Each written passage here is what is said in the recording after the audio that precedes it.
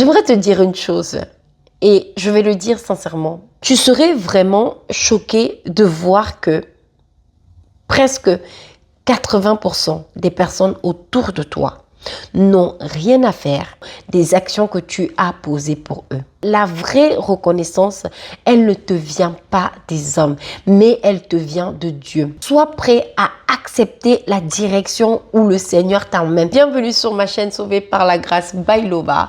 Je m'appelle Loveline, je suis chrétienne et je vis à Dubaï. Si c'est la première fois que tu passes par là, bienvenue à toi. Sache que sur cette chaîne, nous parlons de foi et de croissance spirituelle, notamment ta relation avec Dieu pour t'aider à mieux implémenter ta foi dans ta vie quotidienne. Alors si c'est un sujet qui t'intéresse, n'hésite surtout pas à t'abonner, active la cloche de notification pour ne rater aucun épisode. Et si tu es un habitué de la chaîne, sache que ta présence ici est grandement appréciée. Merci de grandir avec moi et que Dieu vous bénisse tous.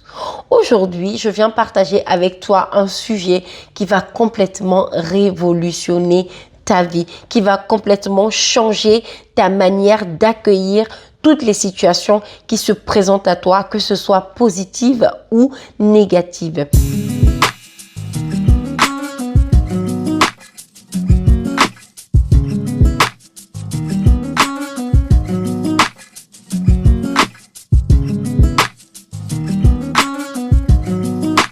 Et avant de commencer, j'aimerais partager quelque chose avec toi.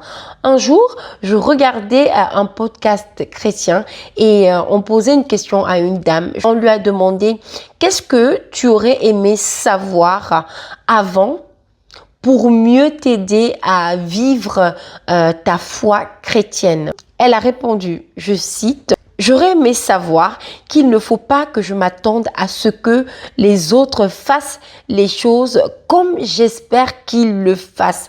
Parce que ce sont des actions qui ont pu me blesser dans le passé ou qui m'ont fait perdre confiance en moi, en Dieu et aussi m'éloigner de Dieu parce qu'en fait, je vivais constamment dans une colère ou dans une frustration.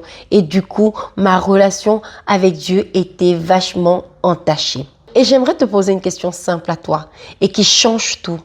Ce que tu fais dans ta vie, que ce soit un service rendu, l'accomplissement d'un projet, travailler, prier ou encore même une tâche que tu accomplis à l'église, est-ce que tu le fais pour toi ou bien tu te dis tout simplement « je ne fais que mon devoir ». Parce que des fois, quand on accomplit des actes, on peut attendre de la reconnaissance ou de la validation ou encore de l'attention. Et pourtant, des fois, il faut tout simplement agir en se disant que je n'ai fait que faire mon devoir. Et peu importe le rendu, je cultive en moi une attitude de reconnaissance parce que tout concourt au bien de ceux qui aiment Dieu. Tu te laisses abattre par le découragement à cause d'un projet qui n'a pas marché. Tu te laisses aller dans la frustration. Tu baisses les bras. Et voilà que l'aigreur t'envahit. Parce que tu penses ne pas être capable de faire ce que font les autres. Et pourtant, tu as juste abandonné lorsque le premier obstacle s'est présenté à toi. Des fois, tu peux vivre avec de la rancœur parce que tu as posé une action pour quelqu'un. La personne ne t'a pas rendu l'appareil. Et voilà que tu rentres soit dans une haine, soit dans une rancœur et tu te laisses vraiment ronger. Est-ce que tes intentions étaient vraiment pures? J'aimerais te dire une chose et je vais le dire sincèrement parce que je parle là d'un vécu. Si on pouvait lire dans les pensées, ou bien lire ce que les gens ont au-dedans d'eux, tu serais vraiment choqué de voir que presque 80% des personnes autour de toi n'ont rien à faire du service que tu leur as rendu ou rien à faire tout simplement des actions que tu as posées pour eux. Alors quand tu poses une action, si cette action tu l'as fait de bon cœur, dis-toi que ta récompense, elle viendra, mais certainement pas de ce projet que tu as réalisé où tu as déposé tout ton cœur, où tu t'es donné à fond. Parfois, les gens, ils ne vont pas te donner ce que tu attends comme reconnaissance. Parce qu'au final, la vraie reconnaissance, elle ne te vient pas des hommes, mais elle te vient de Dieu.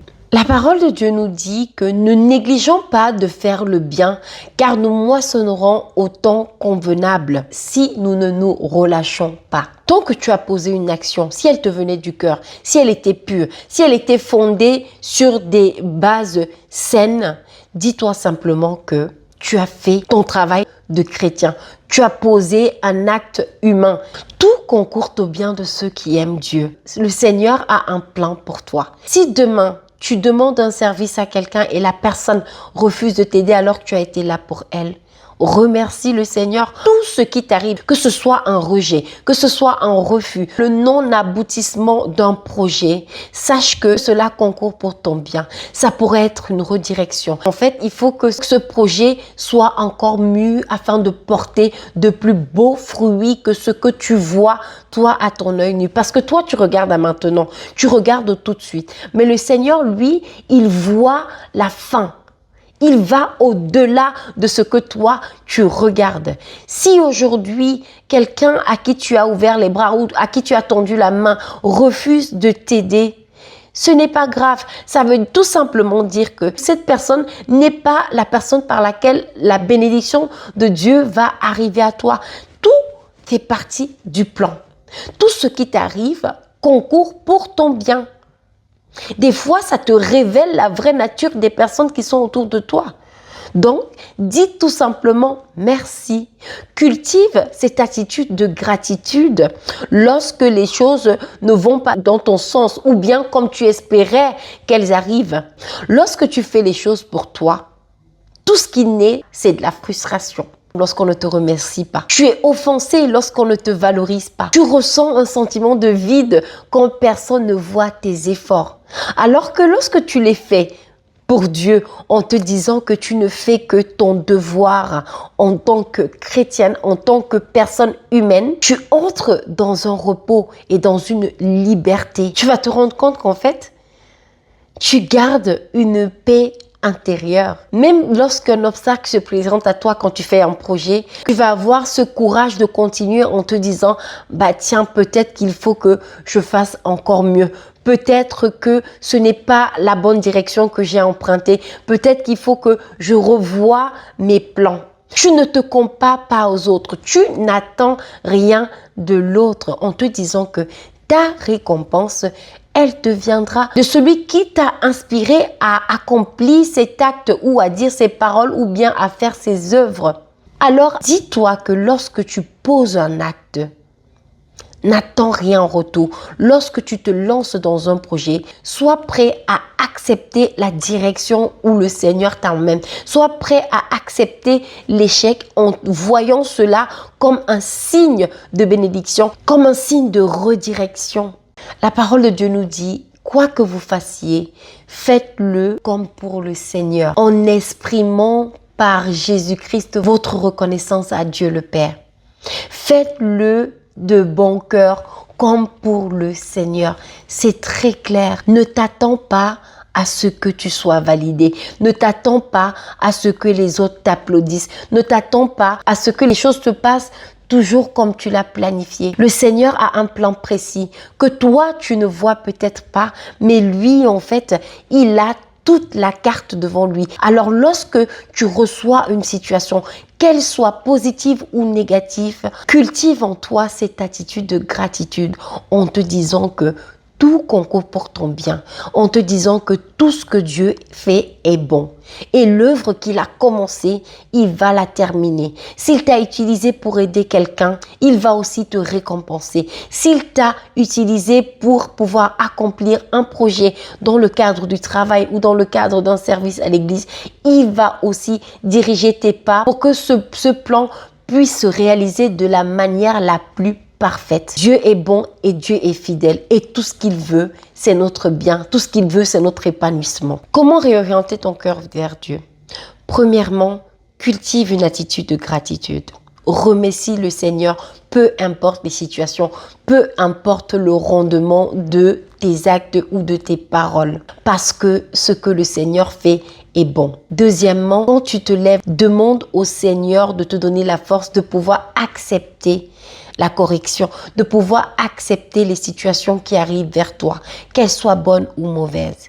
Parce que oui, nous sommes humains et oui, les situations peuvent être blessantes, mais le Seigneur a mis en nous la capacité de pouvoir accepter ces situations. Ça peut être un deuil, ça peut être un rejet, ça peut être un refus, ça peut être une personne de ton entourage que tu aimes bien qui t'a blessé. Le Seigneur te donne la capacité de passer au-delà de ces choses. Alors prie le Seigneur pour lui demander la force de pouvoir accepter ces situations et de pouvoir les traverser avec lui. Troisièmement, demande au Seigneur, Seigneur, qu'est-ce qui t'honore?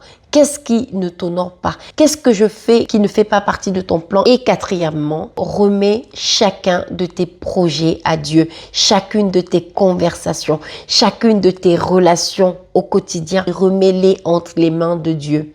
Laisse-le être le guide de tout ce qui te concerne. Et accepte que les choses ne se passeront pas toujours comme tu le désires. Alors, je vais dire une prière pour que le Seigneur puisse nous aider à mieux faire les choses, non pas pour de vaine gloire, non pas pour les hommes, non pas pour notre entourage, mais que nous puissions les faire pour lui.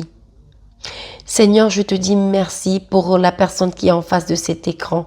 Je te rends grâce pour sa vie. Je te prie, Seigneur, de venir par la puissance de ton esprit que tu as déposé en nous. Viens purifier nos intentions. Viens sanctifier nos motivations. Que tout ce que nous puissions faire prenne source en toi. Garde nos cœurs et nos esprits tournés vers toi afin que tout soit inspiré par ton amour, conduit par ton esprit et destiné à ta gloire. Merci Seigneur de voir en cette personne ce que personne ne voit et de récompenser dans le secret. Merci pour qui tu es. Que toute la gloire te revienne en tout ce que nous faisons dans le nom puissant et glorieux de Jésus. Amen. J'espère que ce sujet t'a plu. J'espère qu'à partir d'aujourd'hui, tu recevras toutes ces situations de la meilleure des manières en ayant le cœur centré sur le Seigneur. Et n'hésite surtout pas à partager ces paroles avec un frère, une sœur qui pour toi a besoin d'entendre ces paroles.